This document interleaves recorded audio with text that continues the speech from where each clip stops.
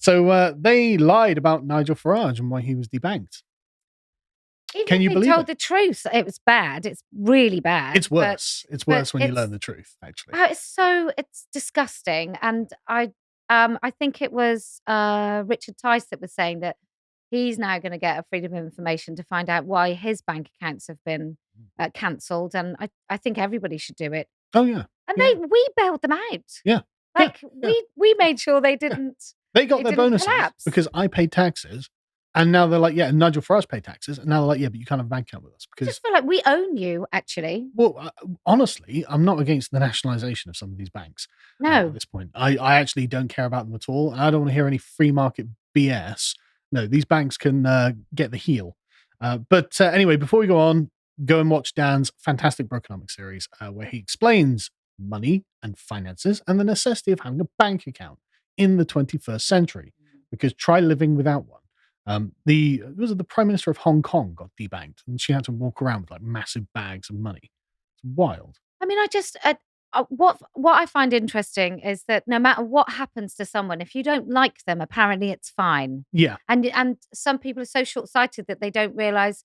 Look, if you allow these things to happen, the next people in charge might hate you. yeah. So, and I'm sure I'm preaching to the converted. You absolutely are, but carry on. It's fine. It's just, I just think, look, freedom of speech, all these things, all these freedom things we talk about, it's not because it suits us. It's because it suits all of us, including our enemies and people that, I'd probably like some people that I really loathe to have no money and no bank account and not be able to exist. Actually, that's not true. I don't hate anyone. Yeah, I don't actually feel that way about anyone. But it's happening to him. I think when. And then people sort of discredit him. And I'm like, look, he almost on his own convinced us to come out of the European Union. Whether you agree that that was a good idea or not, or whether it's worked or whether it hasn't or whatever, you cannot say that he isn't an important figure. He's one of them. But beneath Tony Blair, he's probably the second most influential political figure in 21st century Britain. Yeah. I mean, we changed our whole way of doing politics. Yeah.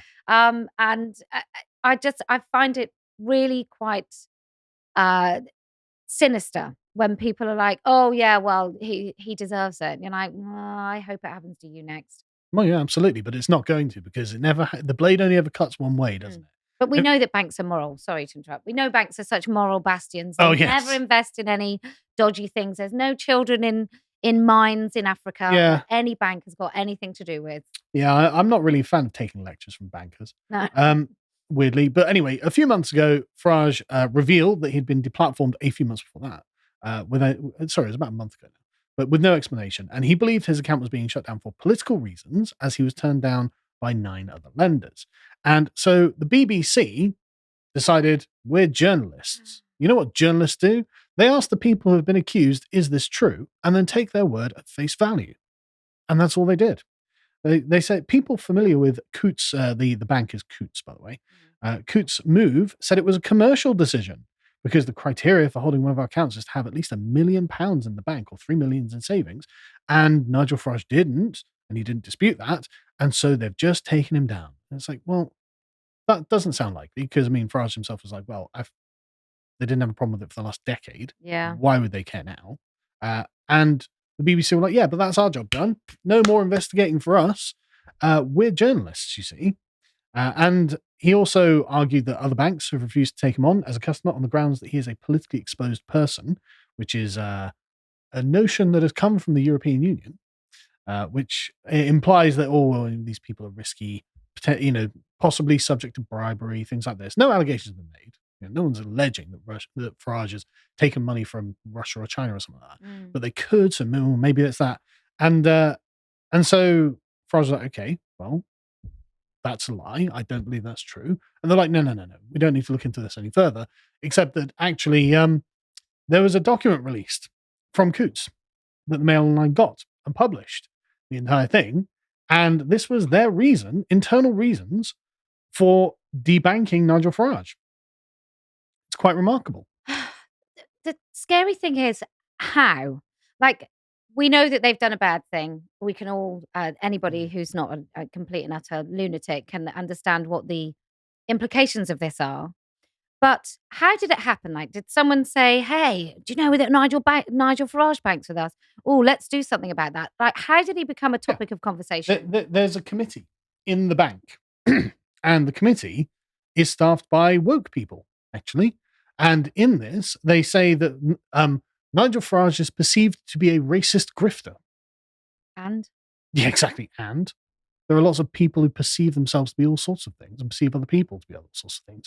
Who so, cares? are they saying there's nobody that banks with them that's remotely racist now? Who cares if there are? Well, I'm just That's the saying. thing, yeah. I'm just saying. If your Yeah. position is that you get rid of someone on the basis that they're a racist grifter, are you now saying that nobody who's ever, I don't know, swindled people through sort of market adjustments or whatever, are you saying that none of them bank with you? Yeah. Because I would say, George Soros destroyed the pound in the early 90s. He probably has a bank account with them. well, also, I would imagine that lots of people that have done some sort of insider trading type things who genuinely have Yeah. defrauded people probably bank with them. Yeah.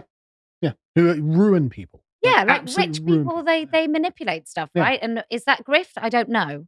And I'm not saying that all rich people, not saying anything like that, but I think we know that there are mechanisms that people with a certain amount of wealth can use that I probably can't. Yeah. But these people didn't retweet transphobic Ricky Gervais jokes, whereas Nigel Farage did. I just look, it was the same when they took my billboard down. That you sort of, I just thought money talks. Money is quite an honest mechanism to find out, or rather, it's quite honest. It doesn't ask you for your backstory. It will just take your money. And so when they took my billboard down, the frightening thing was that actually a cold, hard business decision was made that meant it was bad for them to have that up, and that's the same as this. Yes, I mean you can see it from the statement there. The committee did not think continuing to back Nigel Farage was compatible with Coutts, given his publicly stated views that were at odds with our position as an inclusive organisation. So this is Ricky Gervais banks with them. I wonder who he banks with. Well, that's a great question. But the point there, our position is an inclusive organisation, as in we are woke, because that's what the word inclusive is a dog whistle for. And Nigel Farage is not woke, and in fact is happy to violate the propriety of wokeness by saying trans women aren't women and maybe making jokes about them or being a quote unquote racist, whatever that's supposed to mean. And so they literally closed his account because they're woke. They wrote that down in their own internal memo, in their own internal meetings. That was the reason they gave to themselves. And the BBC just accepted the lie on face value. Well, I would like to see someone who's very good and very experienced in banking, who is not woke. I would like them to show where Coutts' money goes. I'm hoping it doesn't go anywhere near any weapons. But that's fine because it's not racist to bomb Palestinian children. No. That's not transphobic, and that's the only moral standard that they've got left at this point. Like, imagine like literally like arms dealers probably have bank accounts. Yeah, of course they do. Like all sorts of terrible people. Third world bloody dictators probably have bank accounts with these people who make cluster bombs have bank accounts. Exactly. The idea that the banks are just smeared in evil are going to be like, hang on a second, we've got a particular way of gaining a moral high ground. It's like, I don't take lectures from you people. I was there in 2008. I was there when it was called a credit crunch, before it became a massive crisis, before there were massive areas of Ireland. You had screwed up out of your own greed and ruined the housing market and nearly tanked the entire Western economy. Yes. And you're like, and you're saying, but Nigel Farage is a racist. He's a racist. Well, I don't care. But wokeness is all about that, isn't it? Yeah. It's about surface level kind of virtue signaling as opposed to genuine goodness. Yes. It's absolutely about that. And it's about, and honestly, in 90% of the cases of someone who's woke, it's really to cover up their own badness. Like the previous, the Sarah Baker example. Sorry, you're a weird torturer, but you're woke, so now you're a good person. No, you're a bad person. You should go and join a monastery or something. Go spend your life sat on top of a rock in the middle of the Andes, meditating about your failure as a human being.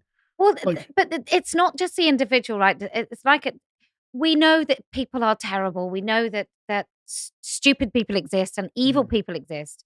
But it's everybody else. It's the cheers he got. Yeah. And it's the cheers that Coots have got. Like people are like, oh, I'm for the people. I stand with the corporate bank. We'll get to that in a second, actually. In fact, we'll get to exactly that. Who's on whose side here is just a very strange thing.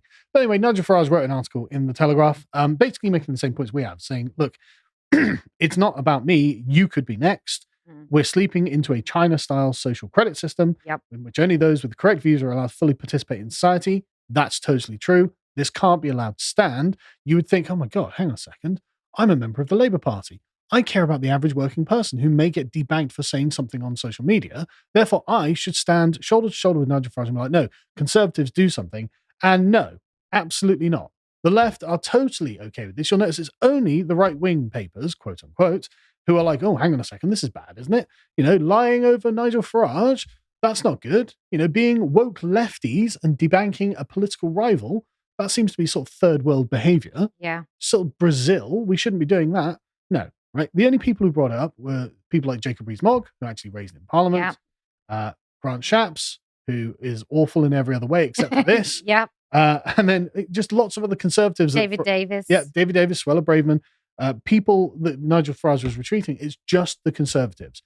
I did see a Labour Party, the Deputy Secretary of State on GB News saying, well, I mean, I forgot to put it in. But Rishi Sunak came out and was like, this is wrong. Nobody should be barred from using basic services. Yeah, if only you were the PM. I know, and he sort of said, we will look into no, mate, not we will look into it. I will sort this out. This will not happen another day while I'm Prime Minister. It's like he thinks he's in the opposition. Yeah. It's like he doesn't realise he's running the country. But and Suella Braverman again, she's the Home Secretary. Could you do something about this? Like putting what I consider to be a morally correct statement. Yeah, it is wrong that this has happened. Yeah. You are also the Home Secretary, the current sitting government's Home Secretary. But this is the problem, right, with current politics. Everyone's more interested in not quite saying the wrong thing. So she hasn't committed herself to anything there. And I think she, in her defense, she does say, I'm reviewing our policies at the Home Office. Oh, thank God. What about I'm going to make sure this can't happen to another citizen and we're going to correct it for Mr. Farage because what's happened to him is anti-British. Yes. But the thing is, then it would have to be, it's not just Farage, is it? Now it's like, the really right-wing people like Britain First or whoever, all of these people would have to get their bank accounts back. And so, well, to be honest, they should. I don't necessarily agree. Unless they've done something illegal against the bank's policy, then that's. I don't care if I like them or agree with them. They're entitled to have a bank account. And the way that the world is going is essentially a bank account is going to have to become a human right. You can't if you can't. We're going to go cashless, and then you've got no money anywhere. Exactly. So it's going to have to be that you essentially, you get a bank account, you keep it for life, and nothing can happen to it, or else you're looking at systemic injustices. And it's got to be that way. It's really scary. It is really scary. But anyway, finally, the Conservatives did say they were going to do something. I mean, they say a lot of things. So, whether anything happened. But banks apparently face losing their license if they discriminate against customers based on political beliefs under plans being drawn up by the government, the Telegraph can reveal. The thing is, though, how easy is it to prove that it was political? Not very, right? Well, I guess I guess it would be because what you could ask for is the legitimate reason with evidence. So if my bank suddenly cancels me tomorrow, then if I say to them, right, I would like you to show your evidence on, maybe I was in my overdraft too long or whatever it is, or that I've taken money from Russia and you can prove it. Then other than that, like there should only be set reasons why they can cancel your bank account. But like in this case, if Nigel Farage didn't have someone from Coots leak him the document, he wouldn't know. No. And the BBC would have reported, well, it was just this way. It was just you didn't have $1 million in there. And Nigel, no, I had 600,000 or something. I don't know. It was never a problem before. It's like, well, too bad. And there would have been no justice in this case. No. And if it was just a normal person, I mean, there were other people who Coots debanked. There was a Yorkshire pastor who was like, who'd said something on social media about transgenderism or something. And they were like, no, you're gone. He doesn't have the same connections that Nigel Farage has. No. So he can't get the internal documents. So how does he know? Well, I mean, look, trying to deal with any provider of any service in this country is like pulling teeth anyway. Yeah. So certainly if they've decided to close you off, they're not going to be talking to you, and nobody's going to say, well, you're a racist, or actually you said this about that. They're often it's going to be computer says no. Yeah, that's exactly what it's going to be. And you're going to have no particular recourse. So it just has to be essentially prevented Yeah. from ever really happening. It really, what it should be is a legal mechanism done by the government, right? As in, they have taken money, they've taken a bribe from Russia or something. Okay, now it's a legal issue, and the government instructs the bank to take down that person's account Yeah. for legal reasons. The bank shouldn't be allowed to just be like, yeah, we just don't like you. You know? Yeah, there should be a process. I agree. Yeah, but anyway, we'll leave that one there. Oh, final thing on it, in fact. Apparently, payment service providers will also be told not to discriminate against customers on the basis of belief. Apparently. Whether this goes anywhere, whether the Conservative government actually do something with that 80-seat majority, no one can know. But at least Nigel Farage has done some good generally for people who are interested in talking about politics here. Yeah, absolutely. This is a really good, whether you like him or not, this is just good for the average person to have this stuff moving in this direction. Yeah. So good for Nigel. Well, the more they accuse him of things that I think are not true, the more I like the man, to be honest. Yeah, I found that when I was like in 2015, 2016, I was a lot more left wing than I am now. And they were, oh, you can't like Nigel Farage, he's racist. But I was like, but whenever he speaks, I'm like, yeah, I agree with him. You know, the EU is awful. Things are going terribly. He needs to change. I mean, he's not wrong. If you appreciated that episode from the podcast The Lotus Eaters, you can go to lotuseaters.com to get access to all the premium content that's on the site, such as the Epoch series, this episode on Black Wednesday. If you'd like to find out what else is being put out, you can follow on Getter at lotuseaters_com on Getter. Thank you and goodbye.